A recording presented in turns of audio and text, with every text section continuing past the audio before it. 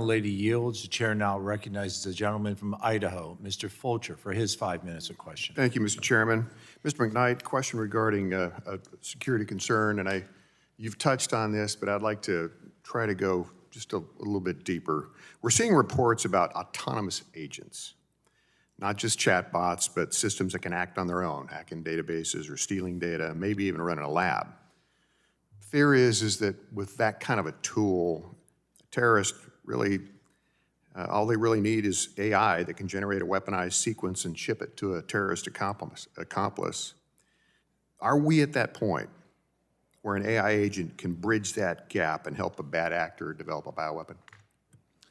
Thank you for your question. I think pieces of this have been covered, and so we can go one step. But I think the idea that human language models, LLMs, have real risk of uplift of somebody who doesn't have the same scientific capacity, maybe as a scientist from a leading institution, and biodesign tools. I think we all are worried about what will become of those capabilities and are watching them carefully. But part of the frontier of this technology is accelerating so exponentially fast that we have to recognize that things that are being developed outside of our control create risks that we are less aware of or may not be aware of unless we increase our collection and monitoring of those efforts.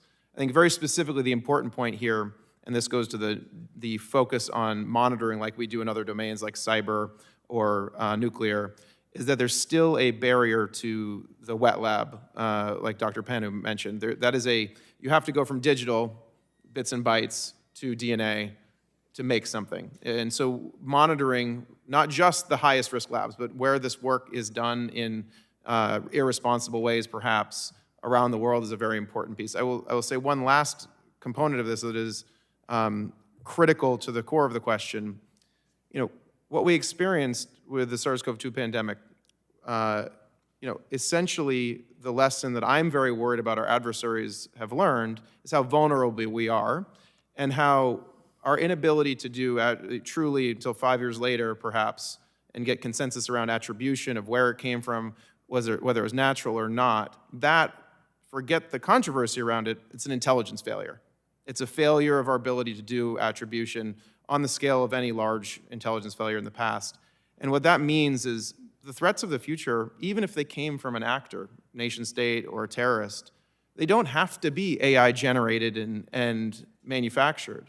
It can be something natural found, layered with misinformation, disinformation that fundamentally tears at our political, economic, and social fabric.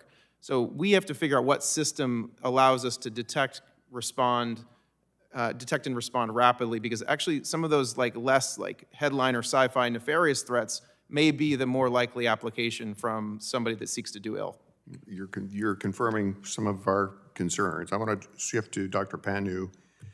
And we've touched on this as well, so forgive the repetitiveness, but I want to take maybe a different angle here. In an attempt to try to close the door on this, President Trump had the executive order back in May. And looking at the gene synthesis, if you have done this in the section of the President's EO, the gene synthesis section, can you say what specific parts of that order are actually going to stop these threats or have the best chance of stopping these threats? Can they stop that threats if implemented?